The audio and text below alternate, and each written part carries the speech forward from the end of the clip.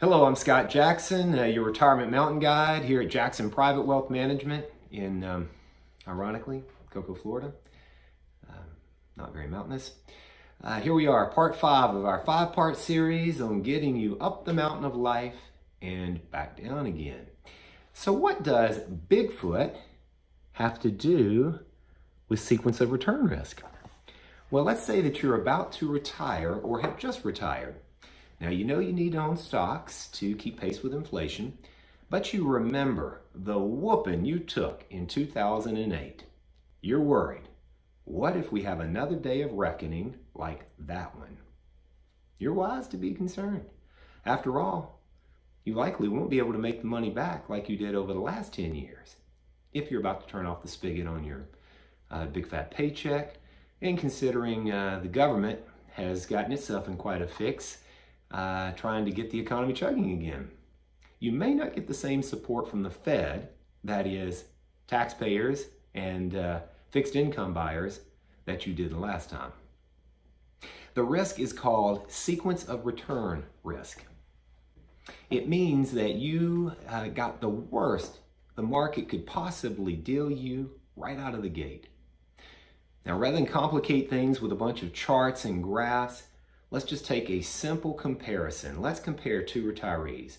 Two retirees both getting hammered by the financial crisis to the tune of losing, say 60% of their stock portfolios from top to bottom. Now, one was in the last few years of her retirement, and she had about $200,000 in her stock portfolio. The other retiree had just retired, just turned in his work key. At the peak of the market in 2007, he had $2 million in his stock portfolio. Can you see the problem?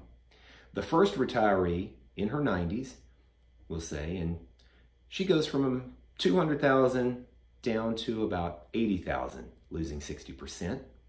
The second retiree just lost $1.2 million over the first 18 months of his retirement. Who's going to feel that 60% loss more? The one in her 90s with the $80,000, or the one who had $2 million and now has $800,000 to last upwards of 35 years in retirement? That's sequence of return risk. So you may be saying to yourself, but what's the likelihood of stocks giving back another 60%? Believe me, Bigfoot is alive and well. He represents another thing that sounds complicated, but it really isn't. Tail risk. T-A-I-L, risk, tail risk. So what is tail risk? It's simply one of those big, unexpected events that happens less than 5% of the time. We all believe in financial Bigfoots, or big feet, whatever we call them. I know you do. How do I know? Because you insure your home, your car, your life, your income, etc. You insure those things because you know just because something doesn't happen frequently doesn't mean that it cannot or won't happen to us. For example, I just got hammered by Bigfoot myself driving his little Honda Civic at fast and furious speed on I-4 over in Orlando. It can happen. So should we buy insurance to protect our portfolios? Yeah. While that may be an appropriate option for the most risk-averse among us, possibly, I believe the math supports a different approach.